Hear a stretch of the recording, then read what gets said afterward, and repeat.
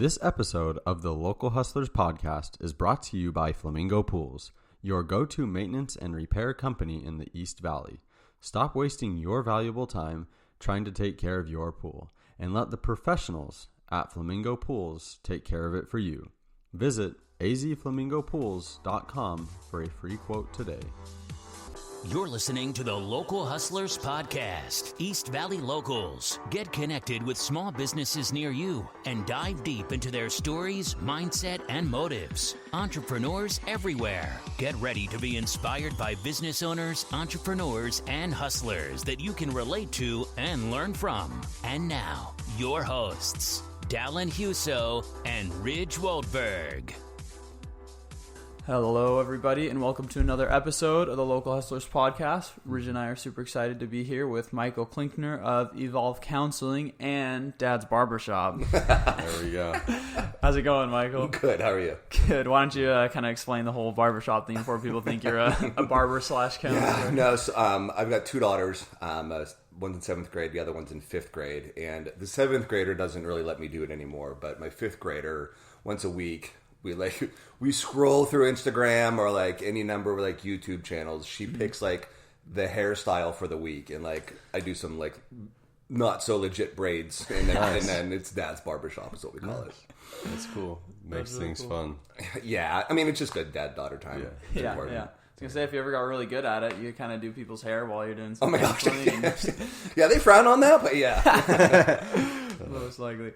Well, like I said, we're super excited to have you on today. Why don't you take a couple of minutes before we get into what you do, give us a little background of your life. Yeah, so I'm at Evolve Counseling and Behavioral Health Services now. I've been there just about a little over a year at that specific practice. I've been in private practice for 5 or 6 years now. Okay. Where it's been Michael Klinkner Counseling at a couple of at another place too, but it's just doing that direct service, like one-on-one or family counseling, or even like some group stuff at that level of services. But before that, I worked in a lot of like different hospitals and outpatient clinics and like residential treatment centers. Oh wow! I'm at year 21 of doing all this. Oh wow! Yeah. So as a counselor, doing all of that? Yeah, I got my master's degree from West by God, Virginia University there you go. back in '99. Wow. Yeah. And what is your master's in? Social work. Okay. So has this been the plan since the beginning? Like in high school, is this what you wanted to do? Or? Yeah, you know, like in high school, I was taking psychology classes. I kind of just knew I was made for this, and just like wanted to do it for a long time. I haven't really deviated from doing some version of like working with kids and families all along the way. Yeah. Mm-hmm. Huh. What do you think kind of sparked that interest? I got really lucky. Like I grew up with a mom and dad who like really instilled a lot of those really important like values about, you know, hey, if you have, you kind of like you have a duty to give back, and it's important. And so really lucky. Like I had a great mom and a great dad, and it's but not everybody gets that. And so in those situations, then if that's what's going on, then you have to give back in those situations. Yeah. So it's if I have privilege, then I have to know that lots of other people don't. And in those situations, then I can't just turn my back on that. You're called to help. For sure. Yeah. Did you grow up with knowing many people that had mental health and seeing that as being an issue? Not necessarily. It was again just like I grew up in Pittsburgh, Pennsylvania, and so. Like not a lot of like necessarily mental health issues around that or anything around me, but we grew up I grew up pretty urban. Like I grew up within the city limits, and so not necessarily that we saw a lot of like that kind of stuff, but like the neighborhoods around or like some places within the area could be a little rough. Right. Yeah. That's cool.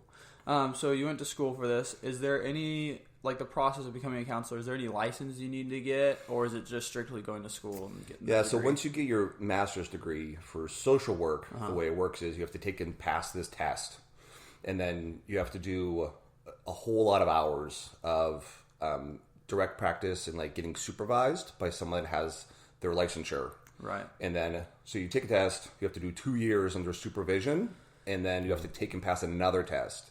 and then you get your independent license. Wow. And then that was for me back in 2004. Okay. So all this school and then 2 years of... Yeah, getting supervised and somebody like meeting with you. You have to do all these, like the rules are like about direct hours and indirect hours, and you have to meet with your supervisor like 100 times over the just get all that knocked out. And it's at least the fastest you're allowed to do it is 2 years. Yeah. But for some people it takes way longer. Wow. And what's kind of like, is there other ways of doing it? Because I know there's like psychologists, psychiatrists, counselors. There's all different kinds of... Yeah, there's a ton of those different degrees. So like there's counseling degrees, and so they have a pretty similar process to social workers, where they have to you get your master's degree, and then it's a couple of years of supervised work experience, and then they take their test first, and then they have to do all that work. They don't have a second test. There's marriage and family therapists that's also pretty similar. Psychologists you have to get your doctorate in that, and so that's a little bit of a different level. Is that where you can prescribe and like diagnose, or that's a psychiatrist? So that'll be a medical doctor who then, in addition to, they'll get some extra specialized schooling. So that's like a decade or so of like additional extra after just a regular bachelor's degree. Yeah. Okay. Is there any part of this process, like the school and the training, where it was just like made you question what you were doing, if it was worth all the training, all the hours that you had to put in, or were you pretty dedicated? Good question. Yes. Graduate school is rough for me. Yeah. It was hard. It was it takes a lot of like repetitions for me to like remember stuff and be able to do it that way. So that part was really hard. Also afterwards, in working in like residential centers that were with kids with like lots of times really big and sometimes dangerous issues, where it's kind of like, I don't feel like getting punched today. Like that may or may not happen today, or it's just that kind of stuff. Where it's like, what am I doing? But it's I feel very lucky. I've had a really lucky career, but like I've always felt like the work is the work, and so it's like even those really rough days are always balanced out by like some kid who got it together that you didn't think they'd be able to, or like some family that gets their lives back together. Yeah. That kind of stuff where it's like, all right, I guess it's worth it. Right. Yeah, I'll duck a punch again today. Yeah. That's cool. So after finished training, you mentioned that you've kind of bounced around into different things. Like, did you have an ultimate goal of being on your own, or what were you trying to get at? No, I actually thought I was just going to be an agency for a long time. Yeah. And then I came across an opportunity to work at, it's called Ironwood Counseling. It's an amazing place with amazing people, and I just happened to know somebody that knew somebody when they were expanding at the time, and I met the owners there, and it was just like the coolest experience, and I didn't know it could be that easy or work that well. Like I had heard so many horror stories about private practice and just like everything that goes into it. And I was like, that's not for me. There's no way. But then I found like this unicorn of a place that was awesome, and everybody got along really well, and it was really well run. Yeah. I had that opportunity for a while, and out of that came this opportunity for Evolve, which is even more of a unicorn. That is just a great place with an amazing owner. My partner, Dr. Liz Fedrick, she's the one that like I do the YouTube with about like the parenting stuff, and we also have our own podcast that and she's the owner, and I just had that opportunity to come over there, and it was an easy decision for me. I knew that it was a cool place to go to, and would allow me to continue to grow. That's cool. Yeah. So tell us like what the structure is. So she owns like this clinic essentially, and then different counselors kind of are able to recruit their own clients, or how do you? Yeah. So like it's like we're all like contractors under her, but Right. like we all have like our own like office, but like we share a desk staff. And so like our front desk staff work really hard, and they're amazing, and like help us get people scheduled and help field the phone calls and make sure our schedules are full. And then like lots of times as groups, obviously we'll hang out together because we all know each other and refer clients to each other, things like that. So it ends up being, we're all like technically got our own little companies in there, right, but all like sort of like working together as well. I don't know if this is a good analogy or not, but it's kind of like in real estate, like everyone's their own real estate agent, but it's like a perfect analogy. Group, or under like a certain broker or something like that. Yep. Okay, gotcha. Yeah, it's just like that. Cool. So you said it was a no-brainer going over there. What have been like the pros or maybe even cons of going here rather than when you were like solely on your own? Where I am now, we previously, lots of people take insurance for like their mental health stuff, and so that absolutely you need a big system to be able to do that, because insurance companies can be a little rough to work with sometimes. For sure. So this opportunity was we don't directly go through insurance. We charge a fee for service for people. They can try to get reimbursed from their insurance companies if they want, but it's been so much easier and so much less like work or a hassle or things like that to be able where you're not chasing down those payments, and it just makes it so much easier on like my side of stuff, and also like just the marketing that Liz does, and how hard she works to brand evolve and things like that. She has big vision, and I know she'd be a great resource. That's cool. Yeah. That's cool. So the big branding of it is absolutely really cool. That's cool. And it looks like you do a lot of branding and advertising yourself, especially through social media. Can you talk about that? Like how long you've done it, why you decided to start going that route? I went kicking and screaming into Instagram. I guess it's about a year and a half now where the Instagram like really got going. It kind of existed before. At the time, it was the couple of other people that were involved were kind of pushing me towards it, and I was like, fine. So like did it kind of like halfway for a little while, and then got into it much more recently, and it's been a great resource. I'm really glad I did. It's allowed for a lot of like these opportunities for me to come here, right. And then do this cheesy thing twice a week where the post is called Sock of the Morning. I saw that. Yeah, it was like it started like I wear crazy socks usually, and then it became like this thing to like just post it a couple of times, and now it's taken on a whole life of its own. Where like I get every present now is socks from somebody, and like awesome. It's a fun little thing. That's really cool. Yeah. And have you seen a lot of business come from social media, or has it more just been like awareness and like opportunities like this that have come up from it? It's all the above. And so just through like people I've known after having done this for like over 20 years, you just know people, for and sure. Like there's some amount of like word of mouth that just goes and gets around, and like clients for just like lots of other businesses, like somebody that I helped then refers like someone else to me, and like the word sort of spreads a little bit that way. Also, like the YouTube channel that we do has been really helpful as far as like getting word out and spreading that information to people. And then a lot of this, like within Evolve too, like we'll refer to each other quite a bit. Like I'll be working with the kid, and someone else will like work with like the mom, and someone else is working with the dad. Gotcha. And so lots of collaboration that way. But this has been like a lot of through Instagram, and like just like talking to people, and just and messaging with people has been like a good resource in helping pair up and find other people in the community that I wouldn't have otherwise. For sure. Yeah. That's cool. So you mentioned YouTube. What exactly do you do on YouTube? Why did you decide to jump on that platform?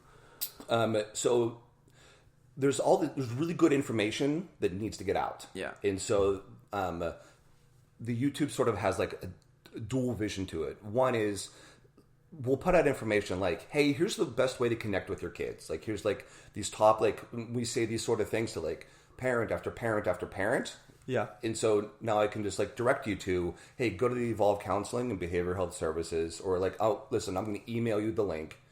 Watch that. We'll talk it through. And it's like, you can go to that, and as a parent, you and your husband or you and your wife can like sit down, watch it together, and then discuss it. And then we don't have to do that in session now. We've saved time. We've saved session time, and we can just plug you into that resource and you can watch it as many other times as you need to.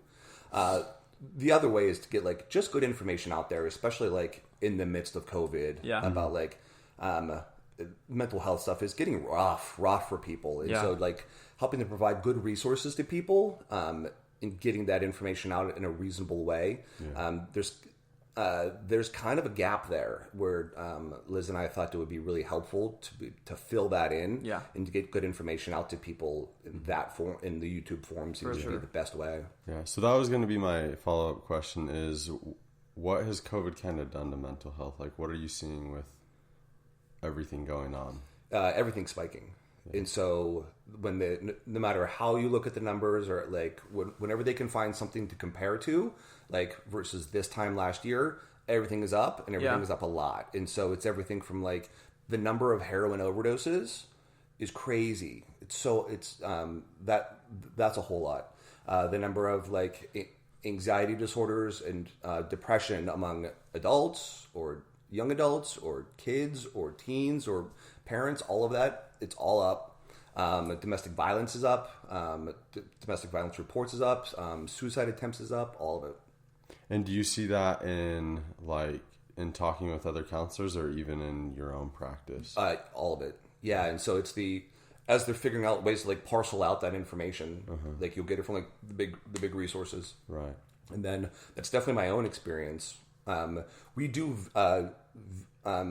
video sessions as well, so we'll do either in person or we can do it over video. Yeah. It's like encrypted and secured, so it's like it's compliant, it's HIPAA protected. Right. But that's allowed for people like all over the valley or even all over the state. Where like I'm working with some people that are in Flagstaff. It's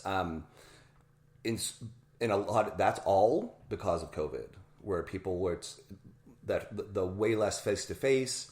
What that's causing for people or people that are coming to see me just because of like COVID related issues and the anxiety and what it means.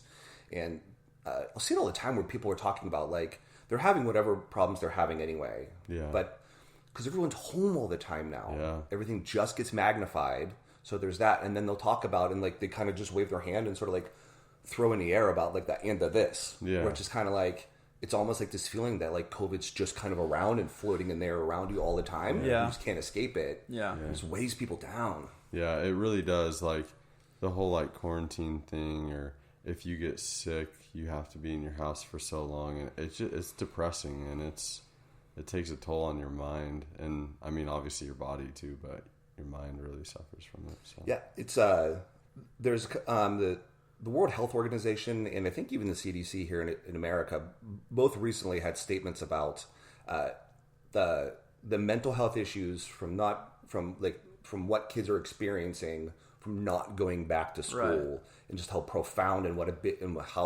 big deal it is, and the effects that it's having on those kids, because that's the age where you need to socialize and you need your peers and you need to be around people, and that's just not an option, and it's really, really hard and really having big effects. Let alone parents that are having to figure out how to be a teacher and navigate the situation, and probably trying to work at the same time remotely, and while their kid doesn't want to log on again, but they have to anyway, and they're having to figure all that out. There's a big challenges that parents or any of us haven't faced at all before. There's no frame of reference. Right, exactly. That's the biggest thing. There's nothing we can look back to like, oh, this is what we do in this sort of situation. Yeah, absolutely. And it's we're all making it up as we go along. In Arizona, that's like what school is going through and what it means and like how it's been. And this has been since March. Kids haven't gone to school. There's a few districts here where they've gone back recently. They've been able to keep it together for about a week or so. But other than that, kids have just been at home for 6 months now. Like there's no vacations or like any of those usual things. Most of that's just cut away, and that's big effects on people. So with all these people facing these new struggles, do you have any sort of like general advice for everyone that's just been kind of struggling in general with the new situation that we're all in? This is one of the things we get to cover on our podcast and YouTube a lot, is the focus on what you can control. There's so much of this stuff that is outside of our control. And so what's within like your locus of control, like what can you take care of and what can you focus on and control those things. Don't compare your situation to anyone else's. Like make decisions on your life based on the factors that you know are most meaningful. In comparing yourself to anyone else's situations or why they're doing what they're doing, and then definitely don't judge what anyone else is doing, because assume they're making good decisions for good intentions for themselves or for their families. And just because it's different than yours, got it? They're probably doing it for good reasons too. As are you. Just stay there. Stay within like, don't compare yourself and don't judge the other people's. And then also know when to seek help. Know when, if it's a couple of weeks where your mind is racing a whole lot, or you can't get your thoughts under control, or sleep or appetite. If that's really changed one way or another, or you just can't get out of bed, or you're feeling really down or really sad, seek help. Those are the times to reach out. Like I said, we're doing just about all mental health professionals at this point are doing video. And so it's now more than ever, it's easy to get in touch with somebody and get some help. you don't even have to leave your house. Like, go do those things if you're at that point. That's cool. I think that's really good advice, and it also really relates to business owners that are listening. Like, focus on what you can control. Don't worry about what everyone else is doing. Everyone's on their own ride in their own situation. Yeah. And just, I think there's a lot of power in being able to focus on the things that you have control of in life. Yeah, I mean, like whether you're open or not open, or like whether you're doing face-to-face business or not doing all that sort of stuff. Yeah, you're right. Business by business or like owner by owner, make those decisions for yourself or for your company that make the most sense for your employees too. That's cool. I saw that you've talked a lot about that recently on your YouTube channel and your podcast. So I think you're the first person we've had on that has their own podcast as well. Can you talk to us about how that experience has been for you? It's been good. The opportunity that provides as far as like, again, just sort of getting the word out there and the information out there in a different forum that's been fantastic, because that's all like, that's easy to just, you put it in your pocket and just listen to it when you're doing whatever. And like, there's good information coming out of there. That's been super helpful. And that's also been like one of those things that just one more resource to get to people in a different way. Yeah. That's I'm assuming, is it the same content on YouTube, just an audio? It is. Yeah. Yep.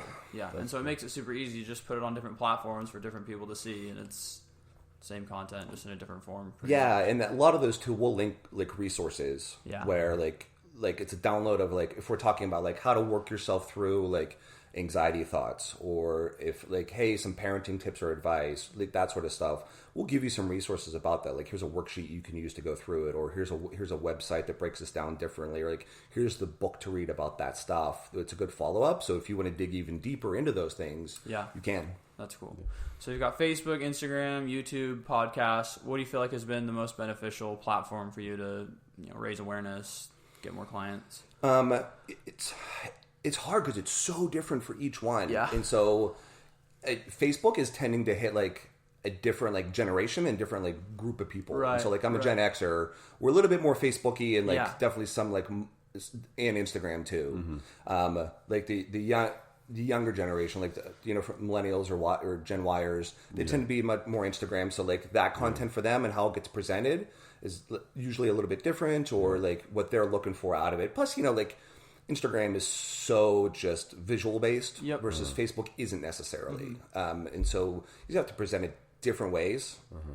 And then between the YouTube and the podcast, that's, again, what that's providing for people. That is like, just like, 15 to 20 minutes of information just coming at you. And so they're all different, but really having to navigate and figure out each one of those out for what they are.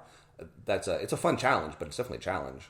That's cool. Yeah. Has there been anything else outside of social media that you've done to kind of advertise or get more clients? So we, as much as we can, we do this where we'll get on other people's like forums or podcasts, get information out there.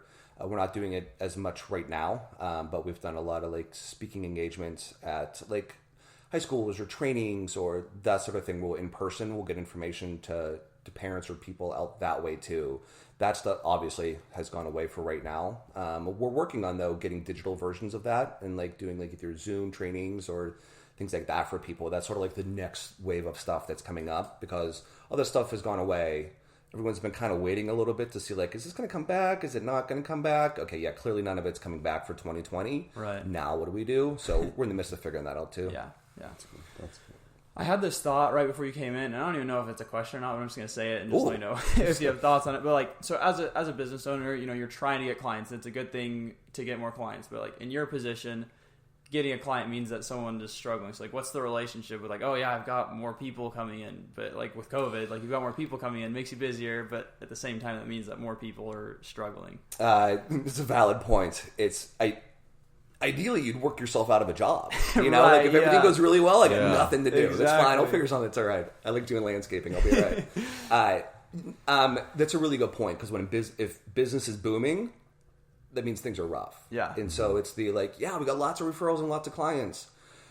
Crap, we've got lots of referrals and lots of clients. And so what's going on and why? Yeah.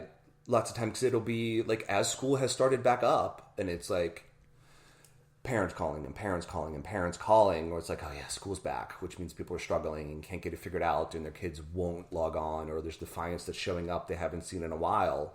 So yeah, from my end, you're right. It's a little bit different. That it's if everything's going really well, for me, it means things aren't going really well.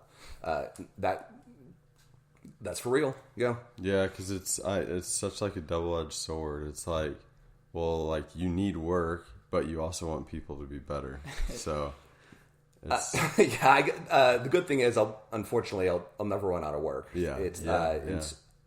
So being someone who's good at it and valuable, and where people like, I tell people all the time, the goal is for me to get the heck out of your life as fast as possible. Yeah. For this to be something that you need for a short period of time. We get the resources, get you back in the balance, whatever that looks like, and then have you go on your way. And that's the other part that's different from most other businesses. Like, also, if I'm doing well, you won't be a return client. You know, I won't see you again. And there's lots of reasons why people would have to come back. But it's if things go really well, you won't be a return customer. And you'll send referrals and stuff to me. Yeah. But I want it for as short a period of time as possible, and hopefully never to see you again. Right. Which is very different than most other businesses. You want everybody coming for as long as they can, as often as they can. Yeah, you want to keep getting more business from them. Yeah, I mean, but that's the tough part is, as a business owner, then from my side, it's what does it mean to have like good customer service, for sure, good client service is I have to keep in mind. I'm starting with the end in mind, and we're trying to get you there as fast as possible and move you along the way. And if it's not going that way, you need to be able to talk to me. Like, hey, what's interfering? Why isn't it going the way we wanted to? And let's figure out how to move it that direction. Yeah. What are some of the keys to being a good counselor and helping people push through the process? Not maybe push isn't the best word. Yeah, sometimes it's a push. Yeah, that's all right. Shove or pull. Well, meeting the client where they are. Where some people come in super motivated and ready to go. Yeah. Cool. Let's go. Sometimes they're being coming through the doors not quite so willingly. Maybe that's a good way to say it. Where either like their parents are making them come, or like their spouse is making them come, or significant other, where it's kind of like, you have to get this together. Or sometimes they're because they just had something really bad happen, or they just like kind of got a little bit out of control. Like maybe they had to go to the hospital, or they overdosed, or any of those things. And they're not quite so motivated at that point either. They're just sort of like recovering and not like exactly like sturdy on their feet yet, if you will. Yeah. So wherever they are, it's okay. Then you just have to meet them there and help them move sort of like the next stage of change all along the way. And so it's let's planning to get it in place about what are we going to do, and like helping you enact those plans, and then following up to make sure that you've done it. And also having, like from my side, it's having a big overall plan and not just like session by session dealing with whatever you like whatever you want to talk about today. Yeah. Awesome. That's fine. There's always lots of times there's always some like fire to fight, or there's always some situation coming up where people are willing to talk, but does that get you any closer to the end goal? Right. Maybe not. And so like it's my job to help know where we're going and help make sure that I'm helping to get you there versus just, week after week or month after month, just showing up and never getting anywhere. You'll feel better after those, like you will have talked and have vented for 50 minutes. Does that get you back into like a more balanced place in the world? Probably not. Yeah. And so it's me knowing that and knowing where we're going and where we've been and helping to get the person there. Yeah. Those are some of the real key things. Yeah. That's interesting. How do you kind of take the stigma away from because people are like, oh, I don't want to go to a counselor. I don't need a counselor. Like, how do you take that away and make it like, no, like this is a good thing. It's what some of us need sometimes. In that way, I have an advantage being male. In that because that is not typical, and so the people that tend to be most resistant are guys. Yeah, because it's that idea still like it's not okay to talk about emotions, or like if you're struggling, or like what it means to be a man. Lots of times is in the way, and so when I'm able to meet with guys, or meet with dads, or meet with men about like, all right, I'm just some other dude. In that situation, then in the beginning, I'm gonna make it not feel like counseling. It's fine. Like we're gonna come in, and if if he's wearing like a Bears shirt or like a Cubs hat or something like that, we're talking baseball or we're talking football, and like just That's like he's cool. like, I'm just some other guy, and I'm not gonna judge you. I don't think there's something wrong with you because you're in here. Like it's okay. You're trying hard. Life is hard. Things are going on, but you're trying to make it better, and then not make it feel like there's something wrong with you because you're having to come through my doors. And hey, I'm just some other guy, and it's okay. And like we can talk about that stuff, and I'll make it help normalize it. That makes things a whole lot easier. It's generational though too. The younger generations, it is much more accepted and acceptable for them to come in for help versus like the older ones where there's still a decent amount of stigma attached. That's getting better, but it's still very much there for sure. Yeah. But like you mentioned, there's a lot of, I think, awareness being raised, especially with the younger generation, that it's okay to have issues and go see someone about it. That being said, though, do you think that there's anything in today's world that's kind of like causing more people to have these issues, or do you think it's always been around and there's just more awareness around it? I think it's always been around and there's more awareness around it. Like right now, obviously like the COVID stuff is like we said, spiking all of those things. But the awareness and the okayness about like to accept these things and that they're there, and just like any other problem, like go get help for it. Like it's, if you need a personal trainer in order for you to get yourself back in shape, go get a personal trainer. If you need to go see a therapist and do some exercise versus exercise and work on those things, then do that too. And that's just as okay. And the more like, there's been a lot of like really good role models as far as like people in the public eye, like celebrities, if you will, or like that have been very public about their mental health issues and that they had to go get help. That stuff it makes it so much easier too. That's cool. Is exercise a real word? No, but I like it. Yeah, I stole that. Yeah. That's awesome. That's awesome. Funny. And then what like services do you offer? Like what is your, obviously everyone specializes in certain things. So I deal a lot with trauma and anxiety and depression. And then with kids, I get a lot of either anxiety or ADHD or like behavioral kind of problems. Okay. And then when someone's looking for, someone to go to, what should they look for? Oh, that's a good question. I tell clients all the time, the match is important, and not everybody matches with their therapist. Like it's my job, like I said, to meet you where you are, and sort of try to make it so like I am clear that I can be a match for you, but you should be interviewing me too. Like it's a big deal, and if it's not going to go well, you don't have months to lose and like restart and go tell your story to a new person. Like that stinks, right? And so, like in that first like assessment, like the first session for what you should be looking for from your therapist is like, did they seem to get you? Do you feel judged? Are they asking good questions? Are they paying attention? Do they have a plan? And what kind of therapy do they plan on using with you, and why? There's different types. Lots of times, most people are doing some version of it's called cognitive behavioral therapy, which is like just like talk stuff, but also like working on like core belief issues as well. Like at the end of it, okay, like hey therapist, you and I have talked for like 40-45 minutes right now. Talk to me. What's your plan at the moment? Where are we going? What do you think's going on? Yeah. And like, how do you get me there? And if you can't wrap your head around what's going on or why, it's not a good match. Like you need to start that process off really well. It's just like if you're interviewing for a job the boss is interviewing you, like the hiring person is interviewing you, right? But you're also interviewing that place as well. Like, is this place a match for me as an employee? Same sort of thing. Like, you should have some questions there. Like, okay, I got it. I want you to think that you should hire me, but also I need to figure out if this is where I want to go. Yeah. Same sort of thing as a client. Like, got it. I understand that you're assessing me, but also I need to figure out if you're a match for me too. Mm-hmm. That part's important, where people need to feel empowered that way. That's cool. That's awesome. Is there any like specific type of client that you connect with more than anyone else? Sarcastic ones? Yeah, I usually do really well with. No, and it's all over the map. I've got really extroverted people. Yeah. I've got really introverted people. It's like on that level, it's just sort of like being able to match them and what their needs are from session to session. But I also have to know, like, sometimes like kids are a really good example of teenagers, where some of them are like really quiet, and so I can't be in there like I'm shot out of a cannon and cracking jokes. And then some of them are much more like, as we're walking back, like they're making fun of me. It's okay, got it, here we go. Like we got this on. Or like some kids literally run into my office and I'm racing them to go get there. Or like with some adults, or like the parents sort of stuff about matching them, like what I am like, what my energy is during that time. And then also, what are we working on at that point too? If it's like big, heavy stuff, then I have to be able to match that in that moment. Right. If like they're super tearful, then like I got to know that, okay, this is where we're going today. This is what's going on.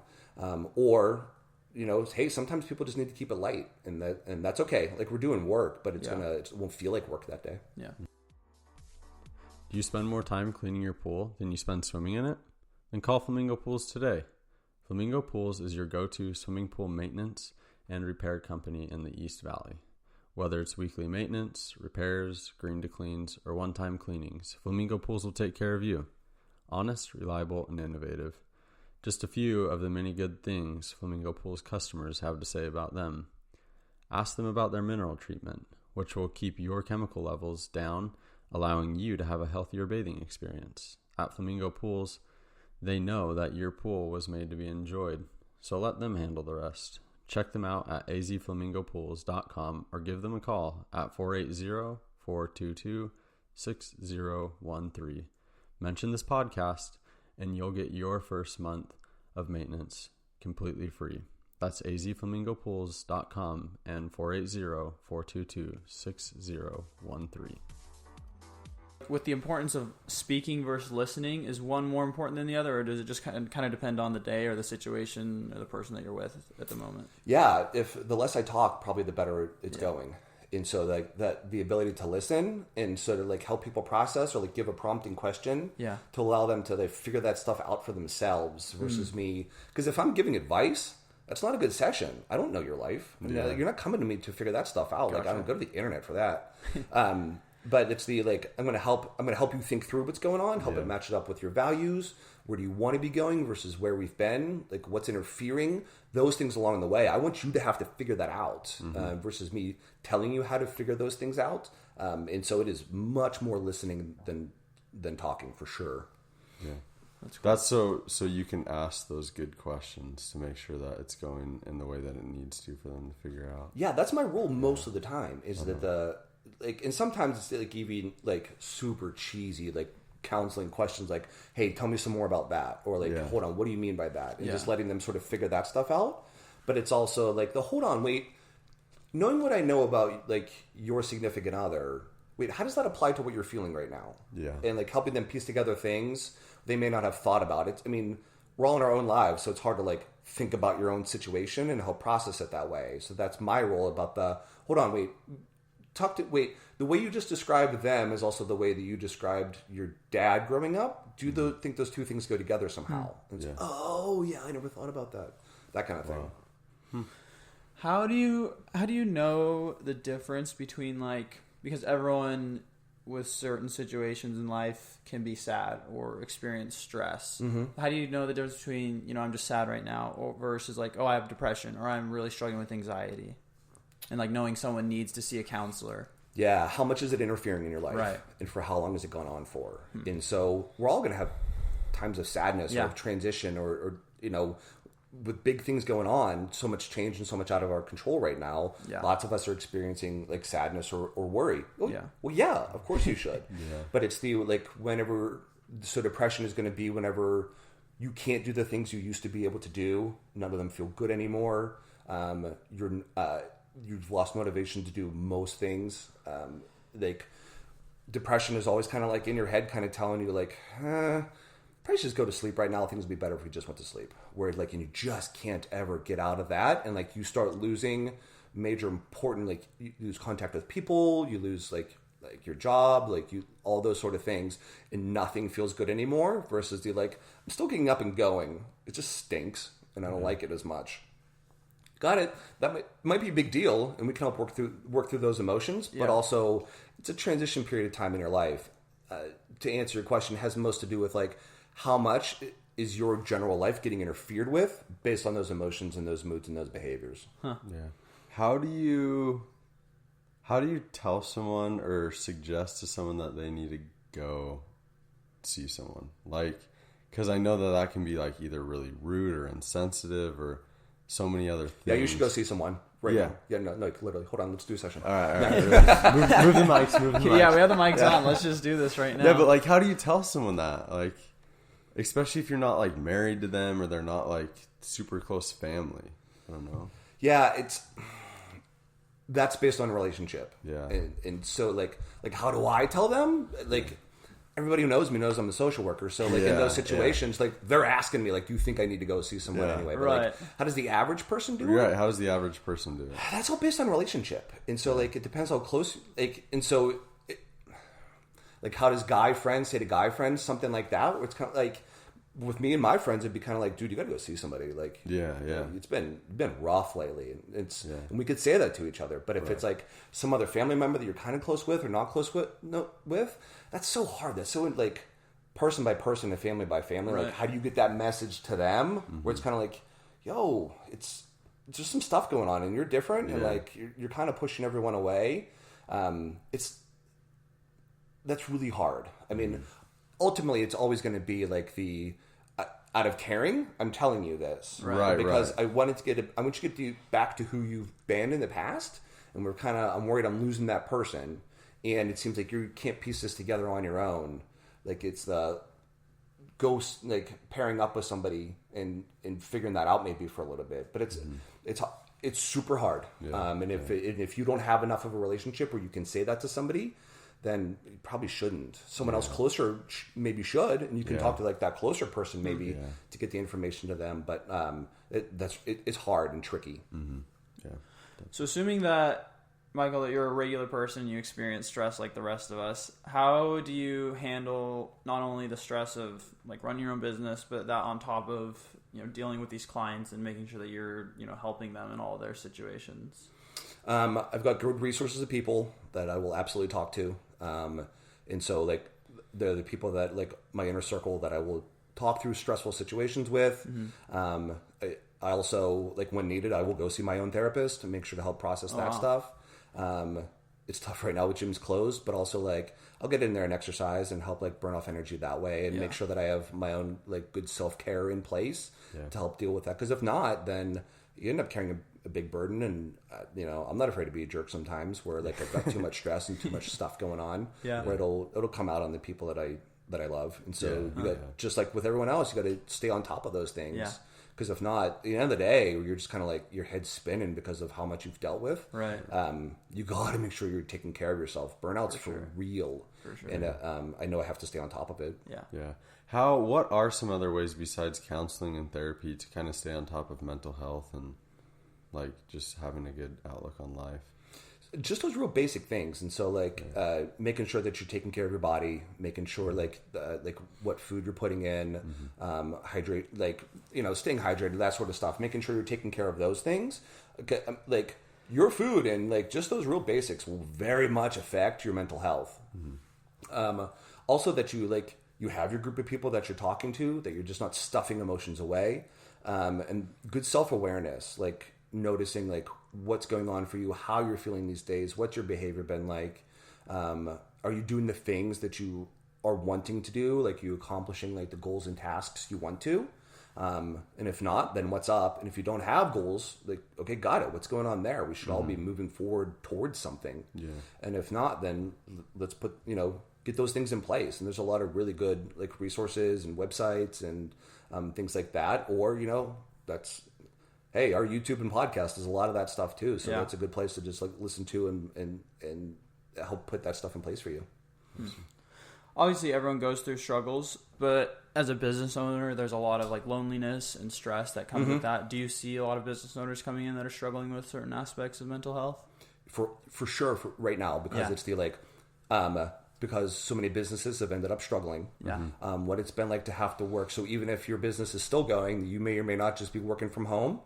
And you're right, because small, medium, and even large business owners, sometimes that's a lonely position where you may or may not have contact with anybody all day long, like in like real life, face to face, or like the people you are having contact with is like you're selling or they're selling, or like it's all business related stuff. And so that'll absolutely wear people down, where it's the like all you're doing is hustling all day long, and pushing. I mean, that's the nature of entrepreneurship. Is the like you're just going and going and going. Like, I don't have a boss, but you know, I work 50 hours a week, 50, 60 hours a week, but it's mine. But then that's all there is. You know, you just have like your own life and your own situation. And so like we see lots of very successful people with very successful businesses that are in that position where they're really lonely, and because all day long they don't have any actual real connection with people. Everything is for the business or about the business. So what do you do in that situation if you're just like stuck and you have to keep going because you're, totally in this business and working 50, 60 hours a week? Like, what do you do about that? Yeah, putting the other things in place too. And so inevitably you're going to get well, I don't have time. Okay, hold on. Let's go through your schedule. Let's see where this not time is. Yeah. There's always time. There's always something. Like if it's a priority, suddenly there's time for it. And so for some people, like it's then okay. What's really important in your life, and like making sure that it matches up with your values and what you're actually spending time with should be the important things, or what you want to be the important things in life. And so I got it. You're a business owner and you've got a family. Talk to me about where's your priority. Okay, got it. How do we get more time with your priorities? What can fall by the wayside, or like, what can you give to other people in the company, or like, why are you spending so much time on this aspect of your business that you're not actually interested in, isn't generating that much money, or maybe you could have someone else help you out with, and let's put the priorities back in place according to your values and who you actually want to be in the world. Because they will always find time. If they're an extra, like business owners, if like some big account came through or some extra meeting had to get added or something like that for the business, poof, suddenly there's time for that. Yeah. But like, no, there's no more time I could possibly be at home or with my family or taking care of myself. Yeah, you don't have to stop at fast food every day. You can figure out how to grill some chicken. You'll be all right. Yeah. That's funny. Any other tips and advice you have for maybe business owners specifically on just keeping up with their mental health before they kind of get into that position? Yeah, like it's just that same set of like self-assessment. Like, where are you and how are you actually spending time? And where's your time going? And like, how do you feel at the end of the day? And if it's like if you're just grinding and you wake up and you're like not looking forward to the next day, or you're more angry, you're more irritable, you're worried all the time, you're not sleeping, you're putting on weight, or you're not motivated and you don't care and you can't, like, you're just not trying as hard as you used to, that's a self-assessment piece to look at, like, all right, what's going on and what's going on for me. And small, like, business owners are good resources for other business owners, like to not be afraid to reach out and connect with other people. Even now, there's a million different ways to do it. If you don't want to do face-to-face for good reasons, got it, then there's connect over, like, do a Zoom call, or like do FaceTime, or just do a phone call with people where it's like, yeah, I'm struggling too. And don't be afraid to do that. Everyone gets so afraid of like just saying to somebody, like, I'm having a hard time. Yeah. The other person's always like, yeah, me too. I'm so glad you said something. Yeah. Right. Like, don't be afraid to be that person to admit it. Yeah. Especially just like you mentioned, the lonely aspect of being a business owner. Sometimes there's no one that you're talking to outside of like making sales or dealing with clients. So just having someone to talk to, especially someone that you can relate with on that loneliness level, and someone that's, going through the same things, running a business, I think could really be helpful for a lot of people. Yeah, and it's so easy to be overwhelmed right now. Yeah. Like, you're running a business, like, out of your home, trying to take care of your employees, with your kids on online school, with the other person at home too. Yeah. And the internet keeps crashing because your Wi-Fi's not set up for people to be streaming something at the same time. Right. That's happening for people all the time. It's legit hard. It's okay to acknowledge it's hard. Yeah, it's not failure. Yeah, I think that's a huge point. Is a lot of people just like think that it's not okay to admit like it's hard, and times do get hard, and it's okay to say that. Oh my gosh, absolutely. Yeah, that's not weakness. That's it's way harder, which means you're way stronger.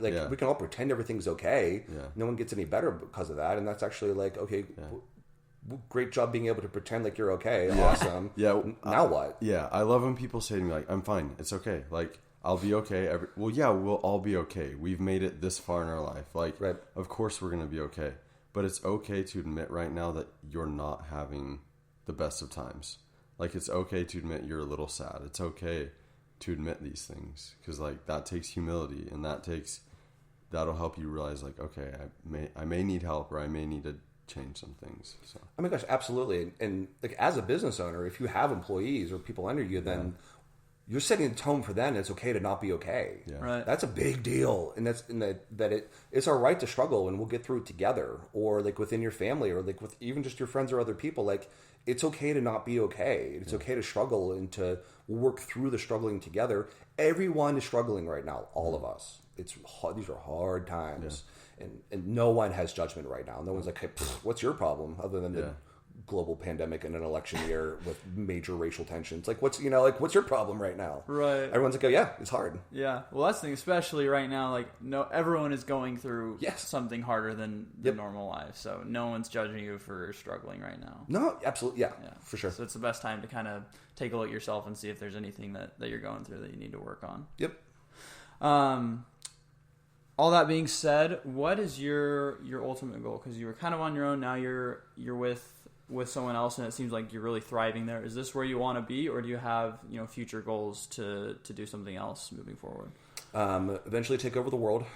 There you go. No, I couldn't be any happier. I really like where I'm at. I like the like being able to do the YouTube channel and the Instagram stuff and in the podcast and all those sort of things, like growing that part of things and being able to get the word out in these different ways, getting back and doing the trainings. I'm not doing it this semester, but usually I am Professor Klinkner for one class a semester at Arizona State. Oh, really? I'm super lucky. I get to teach Masters of Social Work classes. And so usually I do a class or two a semester. Not doing it this semester for all the obvious reasons, but getting to do that too. And helping to bring up the new generation of social workers that are coming up and coming through, where I can help make sure that they're going to be good at their job or good in their careers. Mm-hmm. That's cool. You just brought up the social media, and I'm sure that really helps as well with the stigma, being able to hear these things over and over on YouTube and podcasts, and just seeing it on Instagram, which is kind of how we view the world through Instagram, through what we see on Instagram. And I think seeing a counselor on Instagram just kind of normalizes it and makes it seem like something that's okay. And it's not this weird thing that you have to go to see a counselor. Yeah, absolutely. Because it's it's all right. It's out there. It's not hidden. It's not this little dark corner or something to be ashamed of. Right. It's right there. It's fine. It's okay. Everybody thinks it's okay.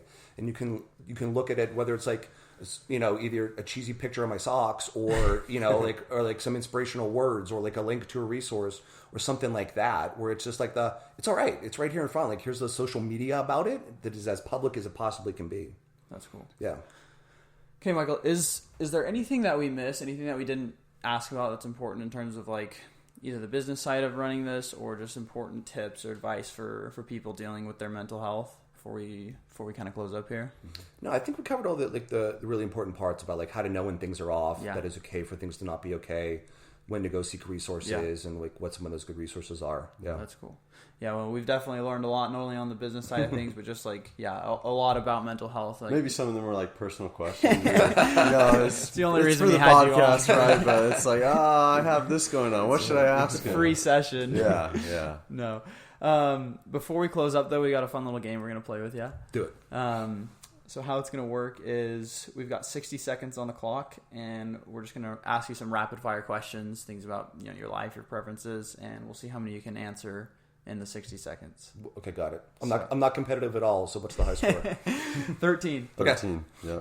So let me pull it up here. Okay, all right. Ridge will start us off in 3, 2, 1. Dream vacation. Hawaii. First thing you'd buy if you won $1 million. Jeep. Hobby. Favorite hobby, sorry. Let's say running. If there was an Olympic sport for an everyday activity, what activity would you have a good chance at winning a medal in? Grilling. A song you've been jamming to lately. Peace Frog by The Doors. If you lived to be 100, would you rather have the mind or the body of your prime self? Mind.